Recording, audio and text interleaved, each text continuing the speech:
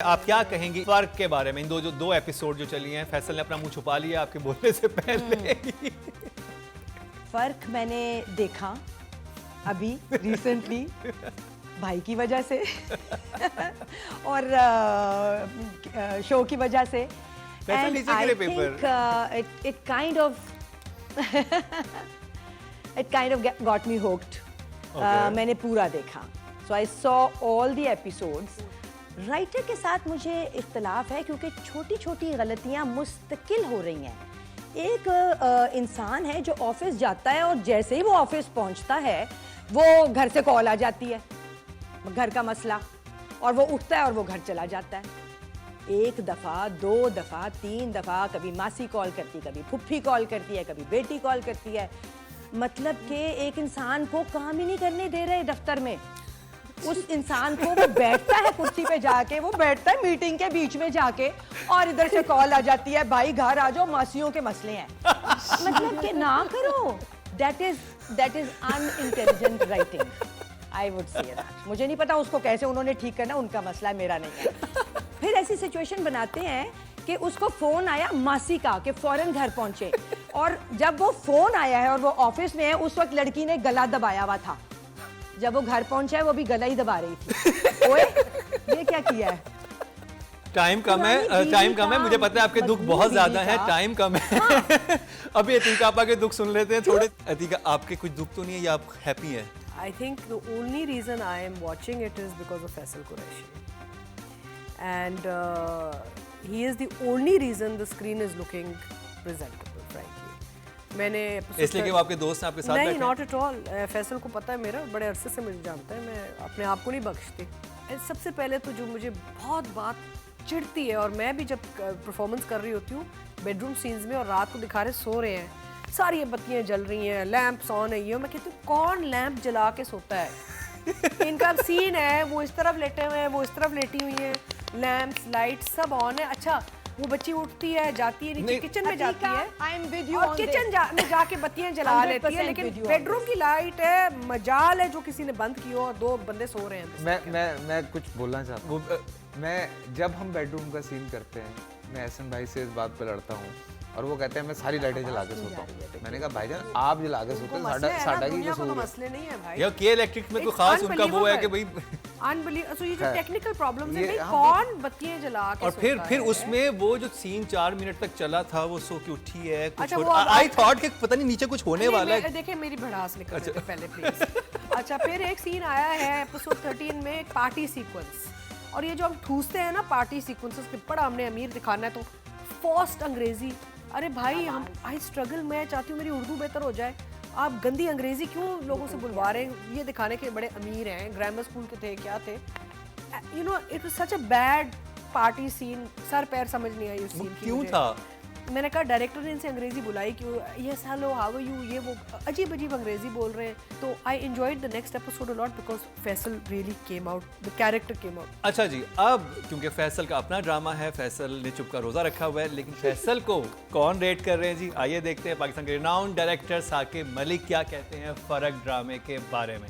Thank you Mukarram and thank you team, क्या drama है, for including me as a guest panelist on your show. तो जिस ड्रामे के लिए आपने मुझे एज अ पैनलिस्ट या मेरा ओपिनियन मांगा है, वो है ड्रामा फ़र्क, जो जियो एंटरटेनमेंट पे चल रहा है। मुझे फ़र्क का थोड़ा सा रिवायती ड्रामा लगा है, एक ट्रेडिशनल अप्रोच जो हमारी 90s से चली आ रही है। कहानी भी एक देखी हुई है, ट्रीटमेंट में भी कोई मुझे ख़ास जद्दत नहीं लग रही है। स्टोरी इंटरेस्टिंग है, ये वो फॉर्मूला है जो हमेशा कामयाब होता है। एक गरीब लड़की जो अपने आप को एक अमीर घराने में पाती है, फिर एक यंगर लड़की जो एक ओल्डर आदमी के साथ इन्वॉल्व हो जाती है इस सिचुएशन में। उसकी शादी फैसल से हो जाती है, उसका बाप फैसल का ड्राइवर होता है। थोड़ा सा मुझे कोई ज़ेबा मोहम्मद अली की पुरानी 1960s की कोई फिल्म का एक पस मंज़र लग रहा था। और अब रेटिंग का मरहला आ चुका है, तो रुबीना आपके पास आएंगे। आप राइटर जो इमरान नज़ीर हैं, उनको कितने नंबर देती हैं फ़र्क ड्रामे में? जनरली तो मुझे फ्लॉज ज़्यादा उठ के आ रहे हैं राइटिंग के नज़र, लेकिन जो मेन ट्रैक है ना एक जो कि जो कर रहे हैं हमारे दोनों लीडिंग कैरेक्टर्स वो बच्ची और फैसल, उसमें बहुत दम है, उसमें वो रोकता है। And then we have really good actors in this track also. तो मेरा ख्याल है कि मैं राइटर को दूंगी 5 मार्क्स। अतिका आप? I would give the writer overall 4 because it's a very typical कहानी and dialogues भी इतने कोई amazing नहीं नज़र आ रहे at this point। और मुझे पता है जो हमारे एक्सपीरियंस एक्टर्स हैं जैसे महमूद असलम साहब हैं, फैसल कुरैशी हैं, इन्होंने जो बनाया है वो खुद बैठ के किया होगा सेट पे। साकिब राइटिंग के क्या मार्क्स देते हैं? साकिब की तरफ चलते हैं। इन 2 एपिसोड्स में मैं चाह रहा था कि मैं और जवेरिया और सुहेल को देखूं। महमूद असलम का होना अच्छा था क्योंकि ये मंझे हुए एक्टर्स हैं, ये जब आते हैं तो ऑटोमेटिकली एक स्पार्क नज़र आता है। बाकी चीज़ें रिवायती सी थी। आई वुड से इनको भी मैं 4 दूंगा, आई एम सॉरी, लेकिन मुझे लगा कि इमरान नज़ीर जो राइटर हैं इससे बेहतर कर सकते थे। इस टाइप की स्टोरी को थोड़ा इसमें थोड़ी पेस, इसमें थोड़ी डायनामिज्म ला सकते थे। जी, साकिब मलिक ने भी इमरान नज़ीर साहब को 4 नंबर दी हैं। अब चलते हैं डायरेक्शन की तरफ। एहसन तालिश इसके डायरेक्टर हैं। रुबीना, ओवर टू यू, कितने मार्क्स देंगे आप एहसन तालिश साहब को इस ड्रामे पे? एहसन ने कुछ बहुत अच्छे काम किए हैं। He is one of the few good directors that we have in the field, so I expect a lot from him. I was looking at this scene जिसमें बड़ा प्यारा सीन था, जिसमें लड़की को भूख लगी है। हाँ, वो ड्रैग हुआ जैसे कि तुमने कहा, MK सीढ़ी से इतना उतर के आना बहुत ज़्यादा लंबा था। चलो कोई नहीं, you took the dramatic licence. फिर वो दाल, उसको भूख लगी थी क्योंकि वो खाना नहीं खा सकी, पहली दफ़ा वहाँ बैठी थी, नई जगह थी, तो खाना डाला प्लेटों में। आई वॉज थिंकिंग अब ये क्या ठंडा खाना दे देगी। वो गई, उसने माइक्रो किया। वहाँ मैंने शाबाश दी डायरेक्टर को, क्योंकि बस वो गई और आ गई, तो इट वॉज अंडरस्टूड कि उसने। बट मैंने अपने दोनों एक्टर्स को दिल में बहुत दाद दी क्योंकि they both just kept me glued to the scenes. नहीं, बहुत खूबसूरत सीन था वो, बड़ा इंटीमेसी दिखाई थी ना, वेरी सटल वे कि दाल चावल पे दोनों मजा आता है। हाँ हाँ हाँ। तो नंबर कितने देंगे आप डायरेक्टर को? सो डायरेक्टर को थोड़ा सा जागना पड़ेगा। वो बहुत कैपेबल डायरेक्टर है, उससे हम बहुत ज़्यादा उम्मीद कर रहे हैं, इससे कहीं ज़्यादा करना पड़ेगा। तो डायरेक्टर को मैं दूंगी 5 नंबर। अतिका? मैं इनको 4 दूंगी because Ehsan is very senior and काफ़ी चीज़ें इसमें जो काफ़ी अनफॉरगिवेबल है, चाहे वो टेक्निकल हो। दिल से काम, जैसे हम लास्ट टाइम दानिश के बारे में कहते हैं कि दिल से काम नहीं कर रहे हैं। दिल से काम नहीं किया इन्होंने, और ये लगता है जैसे बस काम निकालना था। और जो इनकी जो बचत है वो ये है कि इनको एक्टर अच्छे मिले। अब जी, जो हमारे गेस्ट पैनलिस्ट जो हैं साकिब मलिक साहब, वो देखते हैं कितने नंबर देते हैं एहसन तालिश साहब को। एहसन तालिश एक मंझे हुए सीनियर डायरेक्टर हैं टेलीविज़न के, और उनका मैंने काफ़ी सारा काम देखा है। मुझे ज़रा सी उनकी डायरेक्शन यहाँ पे थोड़ी सी ओके लगी। मैं समझता हूँ वो और बेहतर कर सकते थे। सीन्स जिस तरह सेटअप हुए हुए हैं, जिस तरह माउंट हुए हुए हैं, जैसे मैंने कहा मुझे थोड़े से बनावटी लगे। फुल लाइट में दोनों कपल सो रहे हैं, फिर बहुत लंबा है कि वो उठती हैं, फिर वो 2 दफ़ा यौन करती हैं सहर, फिर वो नीचे जाती हैं, तो हर चीज़ थोड़ी सी बनाई हुई लगी। बट ओवरऑल मैं इनको कहूँगा डायरेक्शन ओके थी। मैं 5 या 6 दूँगा। चलते हैं जी नेक्स्ट रेटिंग की तरफ, जो कि है सहर खान की, जो कि इस ड्रामे से नॉमिनेट है बेस्ट एक्ट्रेस के लिए। Rubina, over to you. किसी भी सीन में मुझे सहर ने एज सच डिसअपॉइंट नहीं किया, and she matched, she was standing against Faisal Qureshi. ये मजाक नहीं होता, ये बड़ा काम होता है। हमें भी पता है, हमने भी अपना पहला, दूसरा, तीसरा ड्रामा तलत हुसैन, जावेद अलीज़ के साथ किया है। ये वही सिचुएशन है कि आप इस वक्त के तलत हुसैन और आबिद अली के साथ एक नोविस खड़े हैं। सो अपनी ग्राउंड स्टैंड करना बहुत कमाल बात है। मैं सहर को दूंगी 7 number. Well done.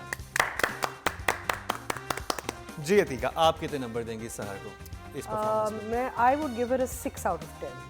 She is good, expressive, natural, and also नहीं, there was other things she could do, लेकिन आई गेस वो बिकॉज अभी थोड़ी सी नई भी है और प्लस डायरेक्टर ने इंटरेस्ट इतना नहीं लिया इस प्रोजेक्ट में, तो इनसे और काम निकलवा सकते थे। चलते हैं साकिब मलिक, जो कि सेलिब्रिटी गेस्ट जज हैं हमारे इस दफ़ा। वो क्या कहते हैं सहर के बारे में? सहर की परफॉर्मेंस जो है एक ऑकवर्ड यंग गर्ल की अच्छी है, लेकिन कहीं कहीं मुझे लग रहा है कि वो एक उनका जो एक अब ये समझ नहीं आ रहा कि उनका कैरेक्टर में वो ऑकवर्ड एक प्ले कर रही है, उनकी एक्टिंग ऑकवर्ड है। बहरहाल उन्होंने अच्छी परफॉर्मेंस दी है, ड्रामेटिक सीन्स में उन्होंने अच्छा काम किया है।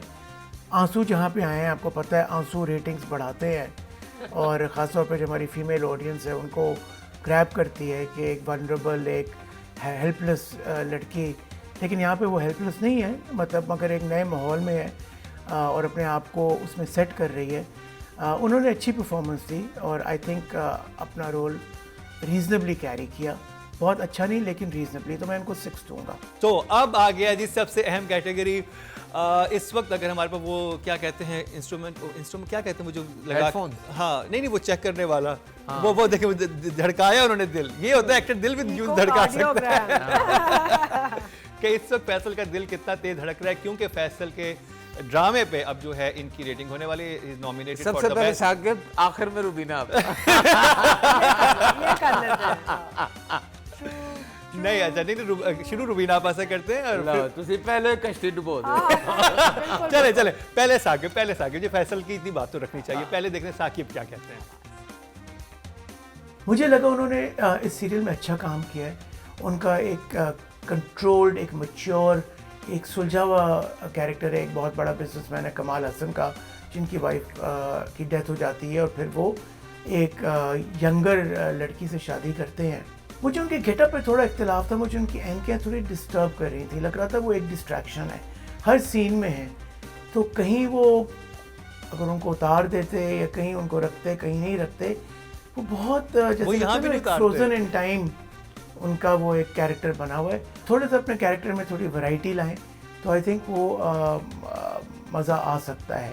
बट बहरहाल मुझे इनकी परफॉर्मेंस अच्छी लगी, मैं इनको 7 दूंगा। I think he carried his role very well. 7 यानी वेरी गुड परफॉर्मेंस, और साकिब मलिक ने इनको ये 7 मार्क्स दिए हैं। Over to you Rubina.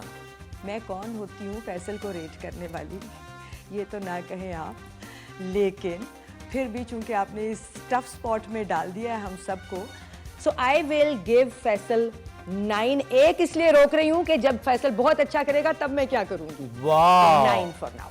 नहीं ज्यादा है। सही दिया। चलिए आगे बढ़े, मेरे मुझसे भी पूछ ले। जी पहले जब मैंने एपिसोड 13 देखा तो फैसल ऑफ कोर्स बहुत अच्छे ओवरऑल जो एक कैरेक्टर डेवलप किया है, फिजिकली ओवरऑल जो कंट्रोल है, एक सोबरनेस है। मुझे ये भी अच्छा लगा कि एक्सेप्टेबिलिटी ऑफ एज।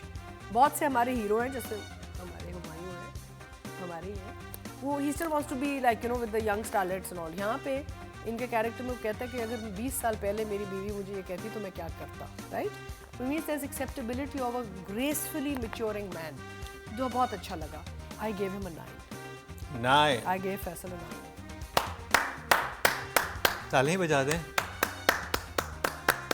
पगली रुलाएगा क्या? I mean, yes, Rubina is right. हमें expectations हैं, ये सब कुछ, सब she's right. लेकिन it doesn't mean we take away from a good performance. He gave a good performance, and I think they're very lucky to have him in it, frankly.